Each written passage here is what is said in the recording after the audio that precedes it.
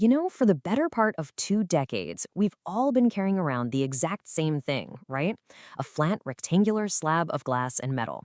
We all kind of thought, yep, this is it. This is the final form of the smartphone. Well, in 2026, that whole idea didn't just get an update, it got completely shattered. So let's dive into the absolute revolution that is the TriFold phone. I mean, this was the prevailing wisdom, wasn't it? It was the myth that the entire industry was operating under. The thinking was, that the smartphone had perfected its form. Any attempts to change it, you remember those early folding phones? They were just seen as, well, gimmicks. It was a comfortable belief, for sure. But man, was it about to be proven spectacularly wrong. And this timeline? Wow, it just lays it all out, doesn't it? Back in 2007, the slab was a total game changer, no doubt about it. But then, for the next decade and a half, all the innovation was basically internal. The shape? It stayed the same.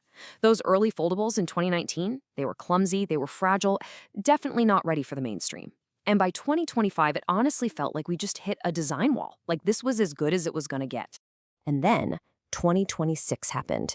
And look, this wasn't just another year on the calendar. This was the inflection point. That whole plateau myth, it wasn't just challenged, it was absolutely shattered by the arrival of two, not one, but two groundbreaking devices that completely changed what we even thought a mobile phone could be. And let's be crystal clear, this was not a gimmick. The arrival of Samsung's Galaxy TriFold and Apple's iPhone Fold wasn't just some other experiment. Oh no, this was a coordinated, confident move. It was like they both recognized at the same time that the tech was finally ready for prime time. And just like that, it kicked off a brand new arms race where the future was absolutely not flat. This was the real deal. And if you need proof, just look at the pre-orders. I mean, we're not talking about the few thousands that early adopters bought way back when. No, we are talking millions of units shipped in the first quarter alone. This wasn't some niche tech trend for enthusiasts. This was immediate, massive, mainstream adoption. The public wasn't just ready, they were starving for it. Okay, so the big question is, how? Right? How on earth did we go from those clunky, fragile experiments to these perfected trifolds, seemingly overnight? Well, it wasn't magic, and it definitely wasn't just one single breakthrough.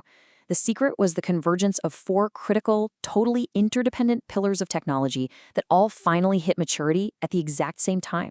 All right, here they are. These are the four pillars that made the whole thing possible.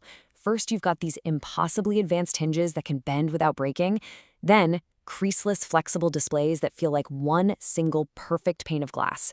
After that, unbelievably smart, adaptive software that basically anticipates your every move.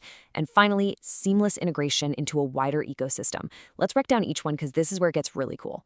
So first up, let's talk about the mechanical heart of this thing, the hinge. And what's fascinating is seeing two totally different engineering philosophies solving the exact same problem. On one hand, you have Samsung with their intricate waterfall hinge. We're talking titanium alloy gears and self-lubricating bearings. Then you've got Apple with their continuum hinge, using things like shape memory alloys and polymers that literally stiffen on command. Both are ridiculously complex and expensive to make, but they both get you to the same place, a perfectly reliable, invisible fold. And the result of all that insane engineering? Just unbelievable durability. We're talking over 500,000, 500,000 fold cycles in testing. Now, to put that into perspective, that's like opening and closing your phone more than 100 times a day, every single day, for over 10 years. Think about that. The biggest weakness of those first foldables just became the TriFold's greatest strength. Now, of course, a perfect hinge is useless without a perfect screen to fold, right? And that brings us to pillar number 2, ultra-thin glass, or UTG for short. And let me tell you, this stuff is a true modern marvel. It's real glass, but it's only 0.03 millimeters thick. So thin, it can bend over and over and over again without breaking or creasing.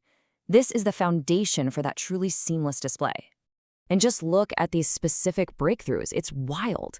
A bending radius of just 1.5 millimeters. That is incredibly tight. The crease visibility is practically zero, thanks to things like micro-lens arrays that basically bend light to hide the seam. You get these ultra-sharp, high-pixel density visuals across all the panels. And get this, there are self-healing polymers in the screen itself that extend its lifespan by 300%. This screen isn't a compromise anymore. It's a flat-out masterpiece. Okay, let's move on to pillar 3, the software. Because, honestly, all this amazing hardware is just an expensive paperweight without a brain to run it. Both operating systems now have something called dynamic multi-window orchestration. Yeah, it's a fancy term, but what it really means is there's an AI-powered system that uses sensors to know exactly how you're holding and folding the device, and it instantly reconfigures everything to match. So, what does that actually mean for you in the real world? Well, it means you can unfold it into a perfect three-column productivity view. Email here, messages there, browser over here, all at once. It means you can fold it into an L shape for gaming with all your controls on the bottom screen and the action up top. It's about seamless drag and drop across all the panels and a UI that adapts to what you need, sometimes before you even realize you need it yourself. It's just smart. And this last pillar, number 4, is absolutely crucial because these devices don't exist in a vacuum. They're designed to be the center of your entire digital life. With full S Pen and Apple Pencil support, they're not just phones, they're pro-grade tablets. With features like DeX and continuity, they can become the brain for a whole desktop workstation. You throw in clever distributed batteries for all-day use and these insane new cameras, and what you have is a true, honest-to-goodness all-in-one machine. So when you put all 4 of those pillars together, the mechanical precision, the flawless display, the super intelligent software, and that deep ecosystem integration, what you get isn't just a better phone. You get a whole new category of personal computing. This is it. This is the beginning of life after the slab. And the impact here, it's just massive. It touches everyone. For you, the consumer, imagine carrying just one device that is your phone, your tablet, and your ultra-portable laptop all in one. For developers, it's a completely new canvas to design for, opening up a world of creative possibilities we haven't even thought of yet. And for the industry as a whole, well, this marks the official end of an era and the start of a wild new arms race to define the next generation of mobile tech. So yeah, the technology is no longer the question. It's here, it's real, it works. The real question is for you. That simple, single-purpose slab of glass is now officially a piece of history. So what will you do with a device that can be a phone, a tablet, and a laptop, all in one?